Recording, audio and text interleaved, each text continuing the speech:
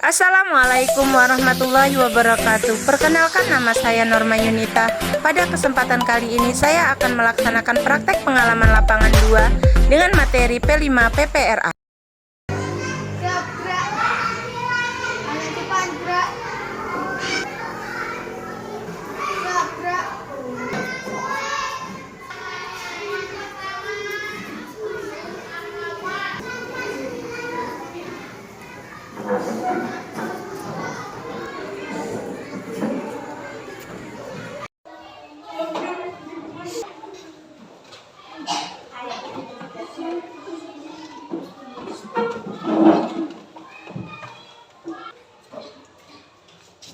Assalamualaikum warahmatullahi wabarakatuh.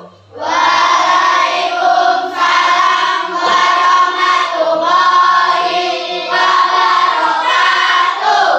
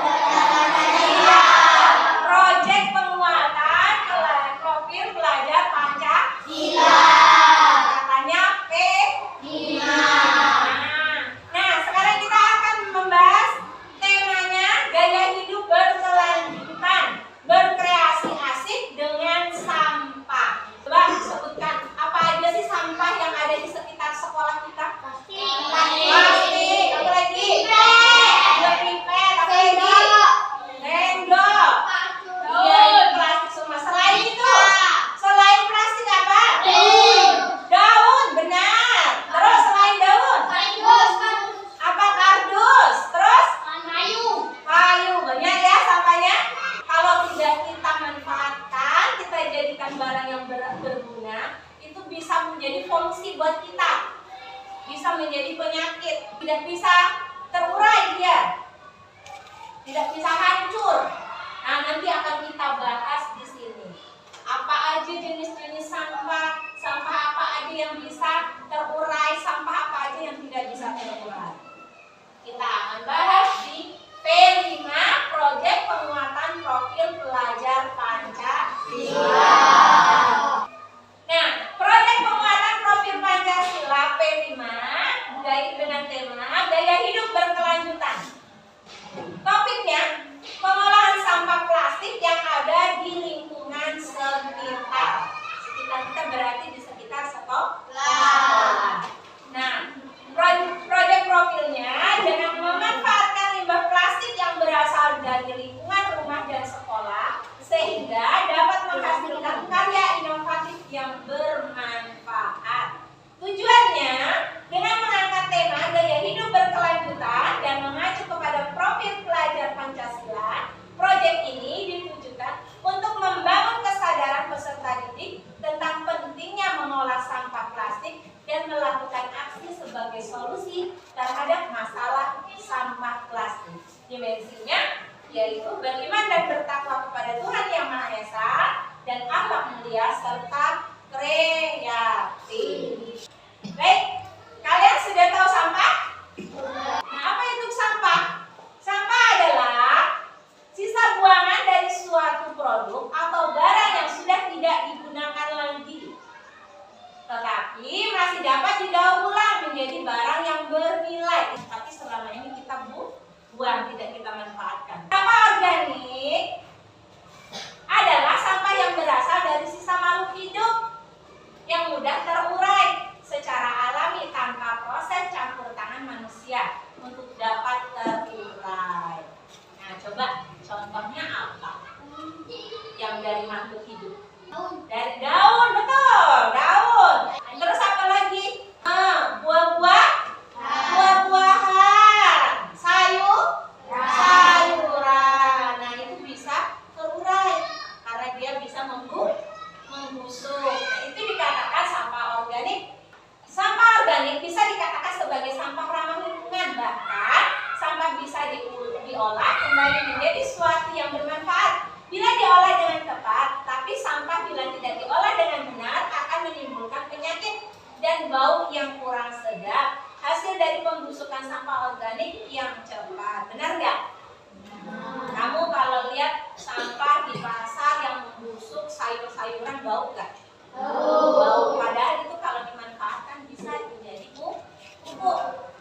Nah, itu sampah organik, tapi dia mudah terurai. Apa sih terurai itu? Kemudahan. Nah, yang kedua yaitu sampah anorganik. Nah, ini sampah yang tidak mudah hancur.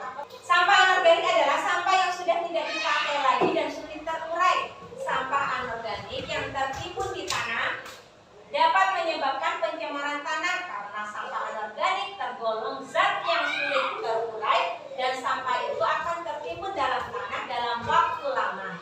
Ini menyebabkan rusaknya lapisan tanah. Coba Ibu tanya, siapa yang tahu contoh sampah yang tidak gampang terurai? Benar sekali, plastik.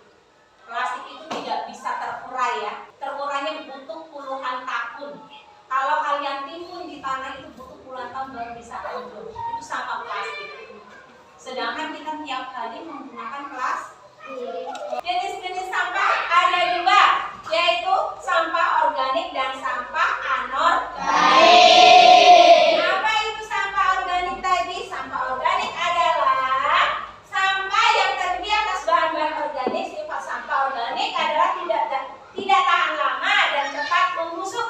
Biasanya sampah jenis ini berasal dari makhluk hidup, contohnya sayuran, buahan, sisa nasi, daun, dan sebagainya. Sampah organik mudah diurai mikroorganisme tanah. Hanya saja jenis sampah akan menimbulkan bau kurang sedap jika tidak dikelola dengan baik. Itu sampah apa namanya? Organik.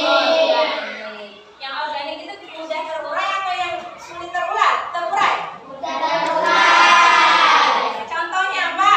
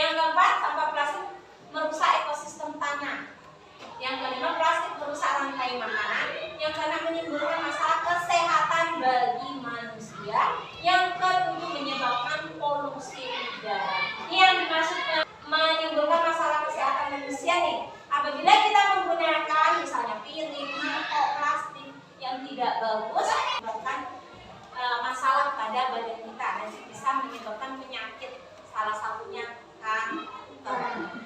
Nah, menyebabkan polusi udara ini apabila plastik dibakar, nah habis itu asapnya kemana-mana dan itu yang akan menyebabkan polusi udara. Paham? Baik, di sini kita akan menonton sebuah video membahas tentang 3R sebagai solusi mengelola sampah. Sebelum kalian menonton video, kalian akan ibu bagi LKPD-nya.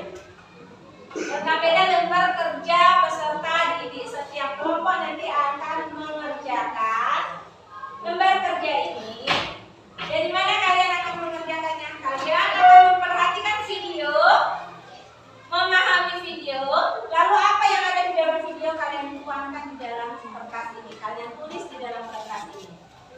Ya, Pak. Baik, ketua kelompoknya silakan maju.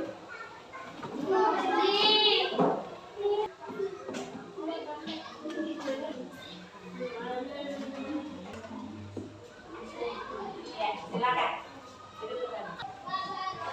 Baik, silakan siapkan alat tulisnya, pena. Pahami ya, kerjakan secara kelompok. Sudah siap? Assalamualaikum teman-teman, kembali lagi bersama Miss Imas dalam video kuis materi bersama Miss.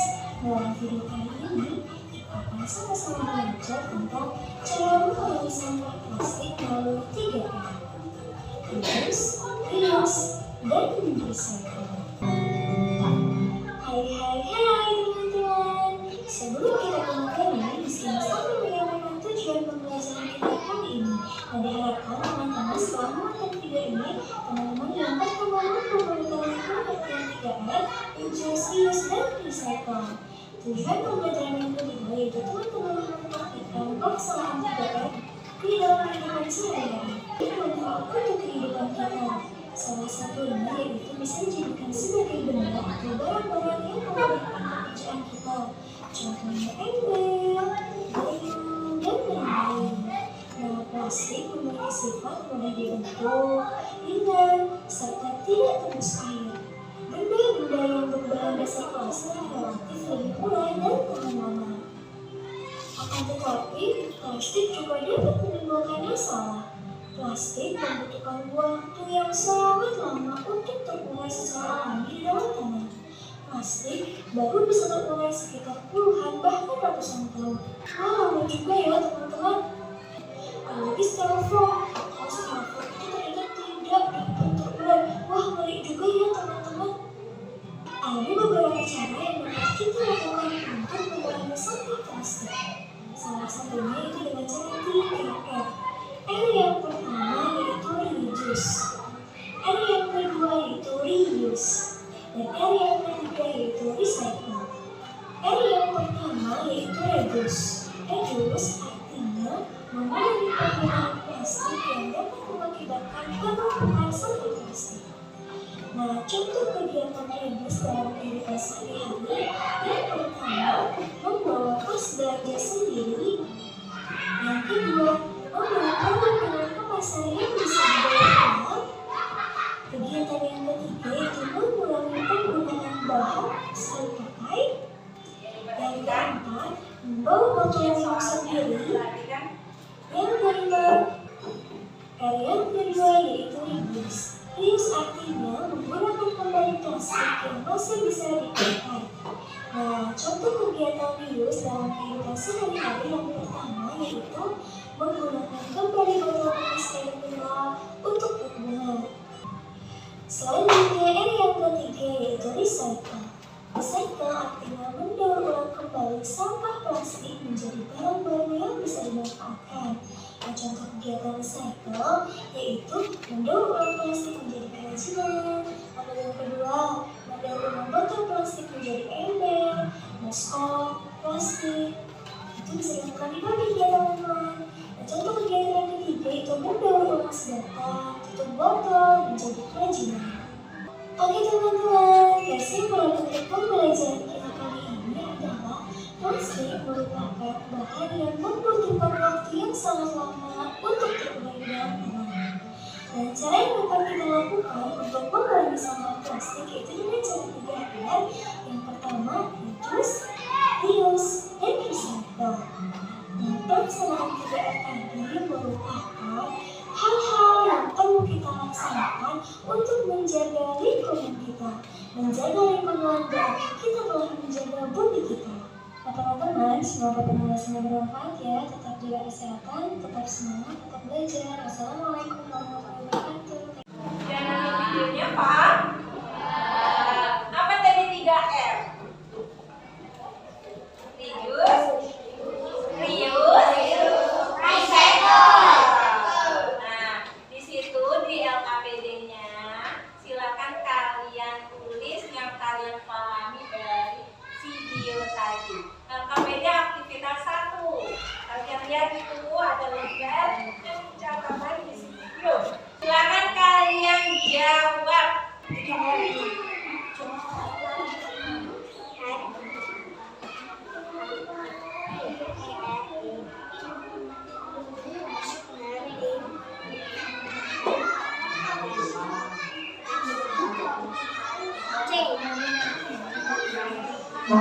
Sudah semua?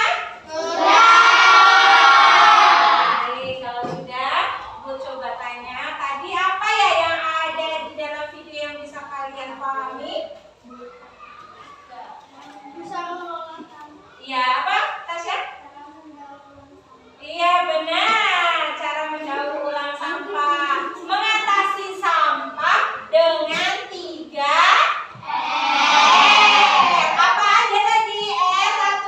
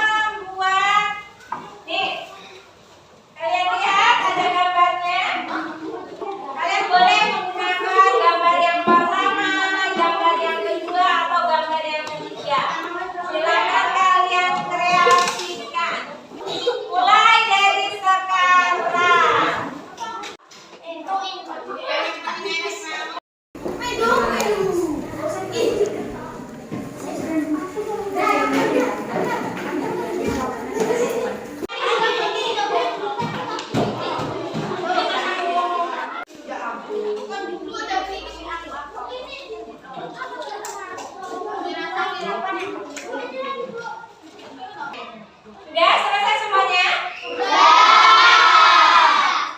Bagaimana hasilnya? Bagus, bagus. Biarpun dari bahan bekas, tapi bisa bermanfaat untuk tempat pensil dan tempat pena. Baik, sekarang setelah belajar, apa yang kalian rasakan? Senang. Senang bisa menciptakan sebuah kreasi yang menarik dan cantik. Senang? Paham semuanya setelah apa yang kita pelajari dari tadi, dari awal? Oke, sekarang kalian akan mengerjakan refleksi.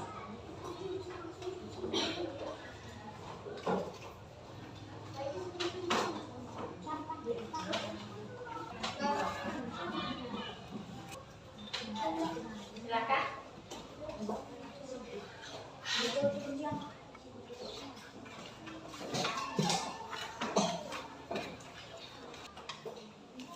Sudah selesai semua?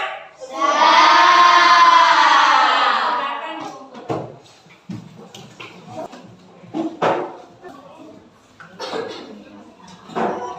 Sekarang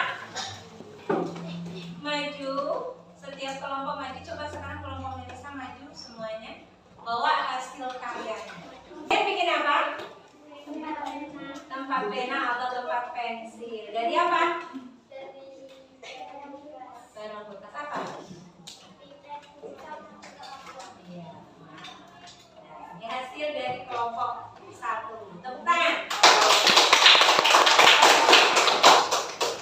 Silakan. Nah,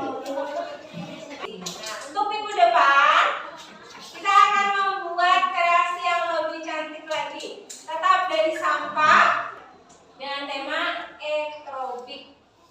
Oke, sampai di sini dulu materi kita. Untuk minggu depan kita akan membuat kreasi yang lebih menarik. Silakan dipakai tasnya, persiapkan untuk pulang.